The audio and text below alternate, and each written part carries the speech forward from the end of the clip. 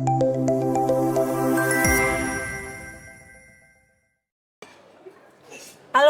selamat datang di Asmiha Corner, Annual Scientific Meeting Indonesia Heart Association 2025. Hari ini bersama saya, salah satu host dari Asmiha Corner dengan Dr. Agita, dan kita ada narasumber hari ini, Dr. Dwita, spesialis jantung dan pembuluh darah konsultan, staf di Departemen Kardiologi dan Kedokteran FKUI, Rumah Sakit Jantung dan Pembuluh Darah kita di Divisi Prevensi dan Rehabilitasi Kardiovaskular. Ya. Terima kasih udah datang, Dok. Ya, sama-sama Gita. Makasih udah diundang. Oke. Karena hari ini dari Divisi Prevensi dan Rehabilitasi Kardiovaskular, kayaknya kita akan ngomongin perihal sports cardiology. Judulnya hari ini adalah Play Hard, Beat Strong, Sports Cardiology Simplified. Jadi, sports cardiology ini kan sekarang semakin berkembang ya, Dokter Dita ya. Tapi mungkin banyak yang masih belum terlalu ngerti apa sih sebenarnya sports cardiology itu. Jadi mungkin bisa kita mulai dari pertanyaan yang paling dasar dulu biar teman-teman pada paham semuanya. Apa itu sports cardiology sebenarnya tuh apa sih? Oke. Makasih ya Gita. Jadi sports cardiology ini memang cabang ilmu jantung yang sedang berkembang sekali ya. Di luar mungkin sudah lebih maju, tapi di sini kita baru mulai. Dan ini adalah cabang ilmu jantung yang mempelajari mengenai penyakit-penyakit jantung dan screening pada atlet-atlet dan sports enthusiast. Jadi bukan cuma atlet. Jadi individu-individu yang ingin olahraga dengan lebih kuat, punya target kompetisi dan ataupun yang sekedar ingin olahraga, itu kita bisa screening dan mendiagnosis sampai mentata laksana pada individu-individu ini. Jadi nggak cuma atlet. Jadi basically itu kita bukan ingin membuat sang atlet atau sang individu menjadi jago olahraga, tapi meminimalkan resiko jantung sembari dia develop untuk menjadi seorang atlet atau seorang individu yang lebih kuat berolahraga. Oke, ini berarti menarik banget. Berarti kalau seandainya misalkan saya mau memulai berolahraga lebih intensif lagi, ya, betul. Sekarang untuk screening aja sports cardiology aman. Ya, gak mesti harus jadi atlet berarti ya, Dok? Ya, betul. Oke. Dan sebenarnya pentingnya apa sih untuk screening? Memang kalau seandainya anak muda kan biasanya selama ini kita tahu orang-orang yang usia lanjut atau usia yang tua ya, yang mungkin lebih punya resiko terhadap kardiovaskular. Kalau untuk anak muda sendiri sebenarnya apa sih pentingnya kita harus screening untuk kardiologi seperti ini? Nah ini pentingnya nih, karena yang muda-muda nih rata-rata kalau merasa sehat nggak mau periksa. Merasa sehat ya olahraga terus saja. Dan kalau udah lihat kasus-kasus di mana meninggal mendadak, ada kemarin atlet basket yang usia masih belasan tahun dan ya, maaf atlet badminton ya kan itu masih muda sekali. Jadi yang paling sering itu memang penyakit-penyakit jantung yang sifatnya genetik, dan itu memang seringnya tidak ketahuan sebelumnya. Oke. Baru ketahuannya ada keluhan pingsan atau keluhan sesak atau keluhan tiba-tiba meninggal mendadak seperti itu. Jadi ini tuh penting sebelum kita olahraga, apalagi kalau kita sudah mau kompetitif ya, yang sudah mulai ada adrenalin surge yang seperti itu. Jadi penting untuk mencegah jangan sampai ini terjadi pada kita, pada yang individu-individu usia muda. Oke. Ya. Kalau gitu sebenarnya berarti kan harus ada faktor resiko juga kalau untuk di usia muda ya. Mungkin faktor resikonya genetik tadi yang seperti Dwita bilang.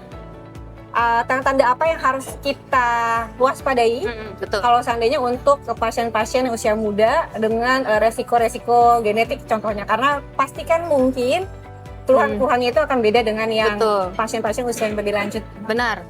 Yang paling pertama itu kalau pada usia muda itu punya nggak family history yang meninggal dunia di usia muda di bawah 55 tahun misalkan usia 40 tahun ayah atau ibunya atau keluarga intinya ada yang meninggal mendadak, itu hati-hati jangan-jangan dia punya resiko untuk penyakit jantung genetik ya, sudden cardiac death. Dan jangan pernah hiraukan keluhan sekecil apapun, walaupun itu kayak cuman kok debar-debar ya gitu, atau kok abis olahraga kayak mau pingsan ya, walaupun itu mungkin kecapean, jangan, lebih baik diperiksa aja. Jadi nanti dalam screening kita bisa cari tahu apakah keluhannya itu memang terkait sama olahraganya atau memang terkait sama penyakitnya. Oke. Kalau untuk yang kayak berdebar-debar, sudden cardiac death sendiri yang paling sering itu tuh apa sih, Dok? Oh, yang paling sering penyebabnya ya. Oke.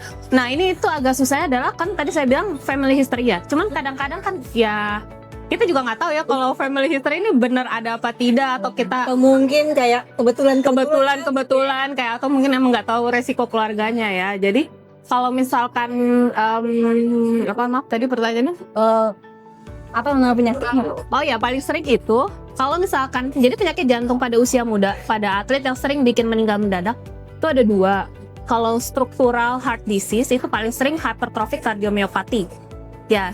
Jadi itu adalah penyakit jantung yang tiba-tiba jantungnya menebal saja gitu, tidak ada kelainan apapun, tahu-tahu menebal. Itu karena genetik gitu. Nah itu biasanya keluhannya tuh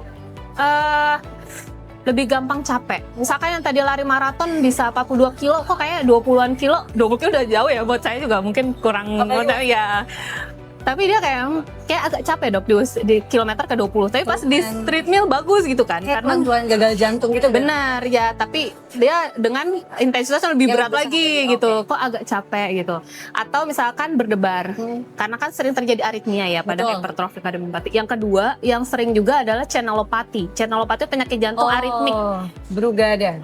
Brugada, CPVT, terus long QT syndrome.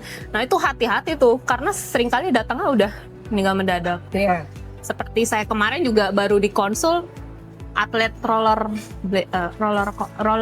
Ya, Rollerblade. dia tiba-tiba sudden cardiac arrest usia muda. Ternyata pas EKG-nya long QT syndrome. Itu di Indonesia Di Indonesia. Oh, di Kriu. Ya, Oh, ya. Saya lupa kasih tahu karena dokter Rita ini dia sedang bersekolah, beliau di UK sedang mengambil master di sports cardiology ya. Jadi ya. nanti mungkin bisa tambahin sedikit mengenai pengalaman untuk kalau di UK-nya untuk sports cardiology-nya ya, dok. Ya, jadi 2 itu tuh. Jadi ada penyakit jantung aritmik dan penyakit jantung struktural, dan dua-duanya sifatnya genetik gitu. Nah, Berarti ada Brugada, channelopathy, terus juga ada yang kongenital ya, kongenital struktural genetik ya. Banyak sebenarnya. Terus kalau seandainya nih, tadi kan misalkan saya yang hidupnya mostly sedentary life, tiba-tiba saya mau ganti lifestyle deh, saya pengen lebih sehat, saya pengen coba untuk olahraga lebih intensif lagi gitu. Perlu nggak sih saya buat screening, atau sebenarnya kalau nggak yang atlet-atlet banget ya udahlah, entar-entaran aja, nggak necessary. Perlu apa? Ini pertanyaan bagus banget ya, penting. Jadi kalau saat kamu mau memulai olahraga sekecil apa-apa tuh nggak terlalu berat nih, tapi tetap kamu harus lakukan screening karena kamu nggak pernah tahu family history kamu, nggak pernah tahu genetik mungkin kamu ada keturunan atau tidak gitu.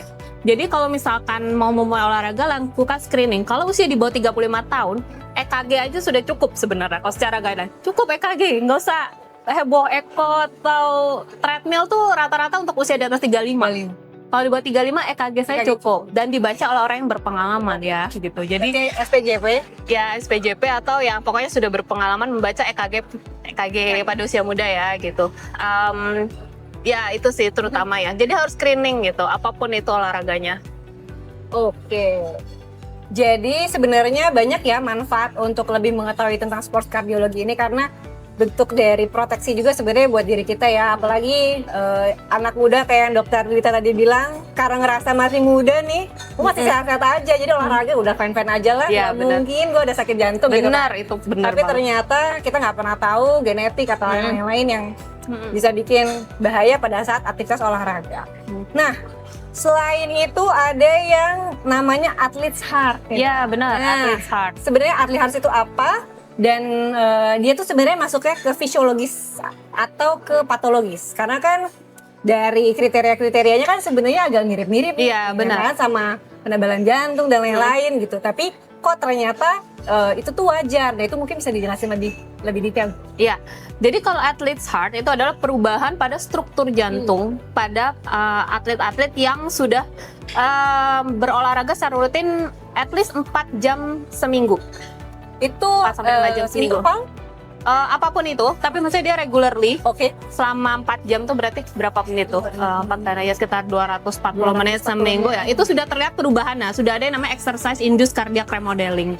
Nah, itu yang terjadi adalah kalau pada athlete's heart rata-rata adalah pembesaran, pelebaran seluruh rongga jantung. Jadi bukan cuma satu ruangan aja nih. Iya, gitu. sebenarnya jadi kayak dilated Ya, dilated. Iya, Pak. Ya. Kalau kita echo, Benar. seperti dilated kardioversi Ya. dilatasi, Bu. Tapi juga hipertrofi.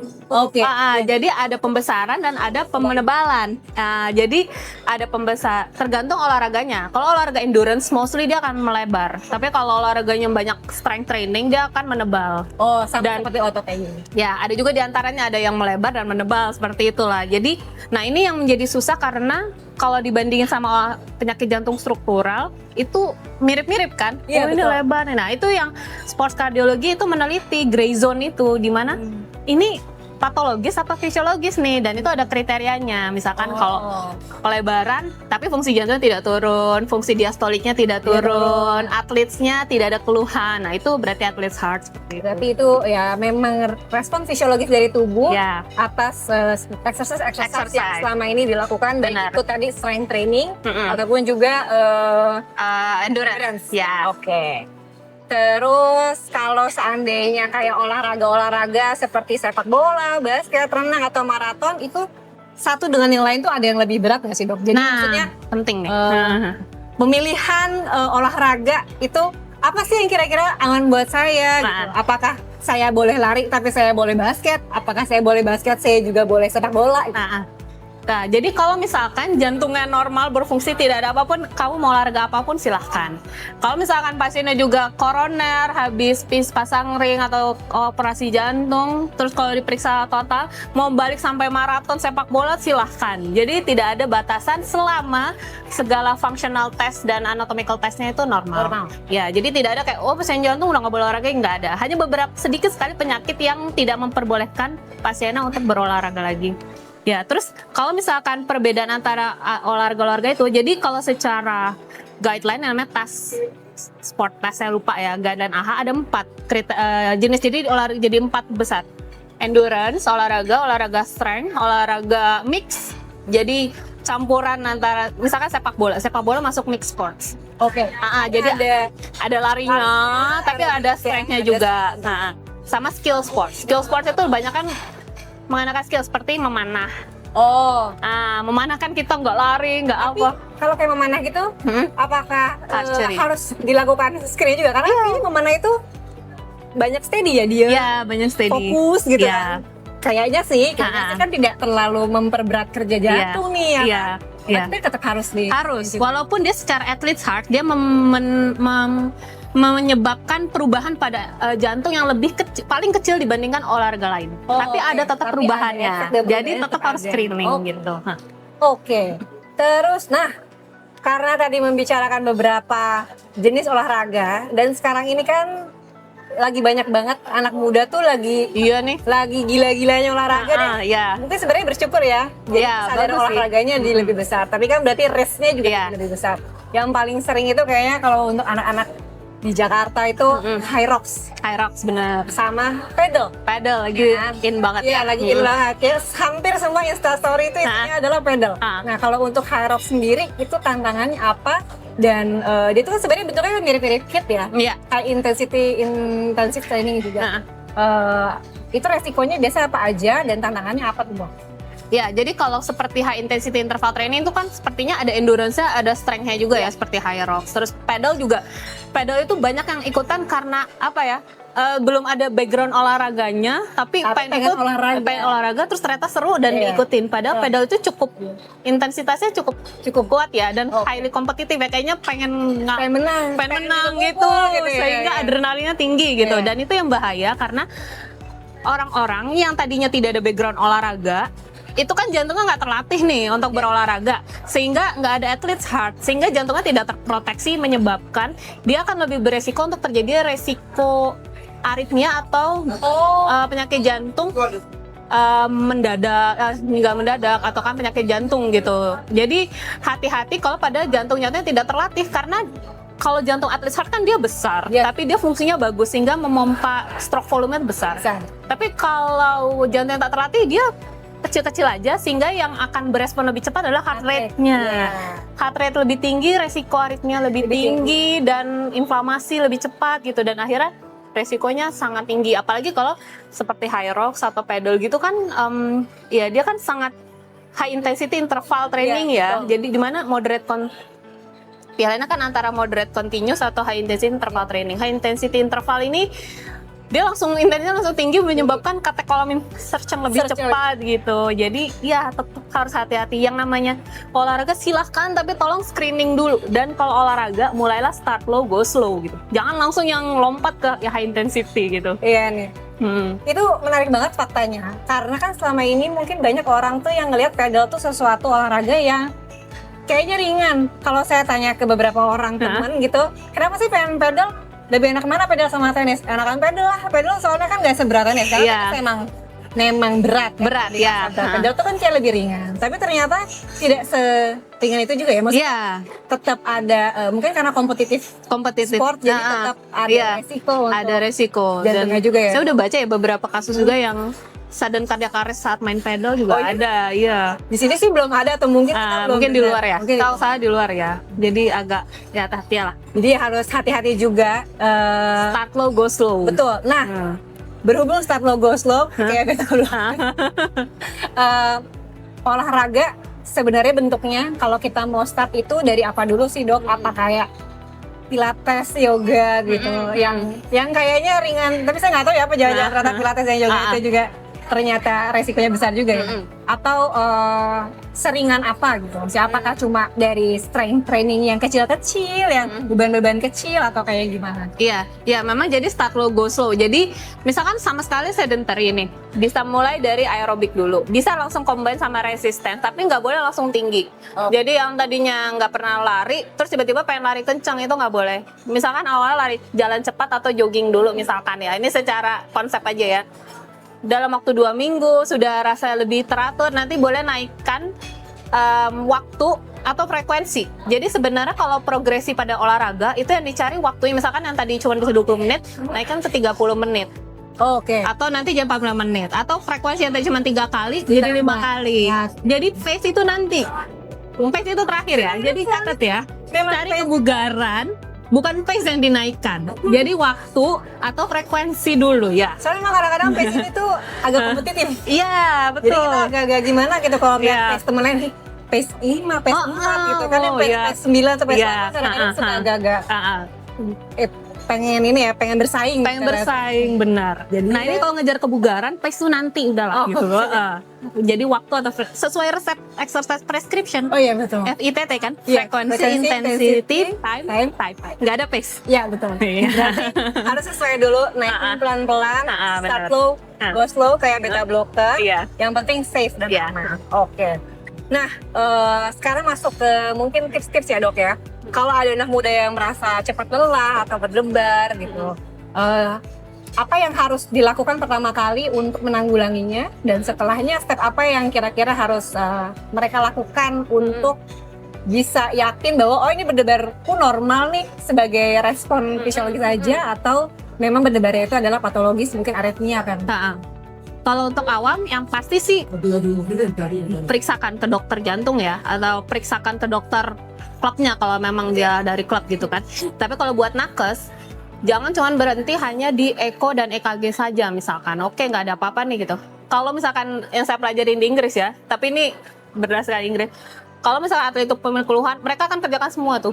Semua? Eko, EKG, exercise test, sama Holter. Ini kalau untuk atlet? Ya, atlet harus kompetitif. Karena harus diyakinkan benar bahwa memang dia aman. Apalagi kalau keluhannya saat exercise.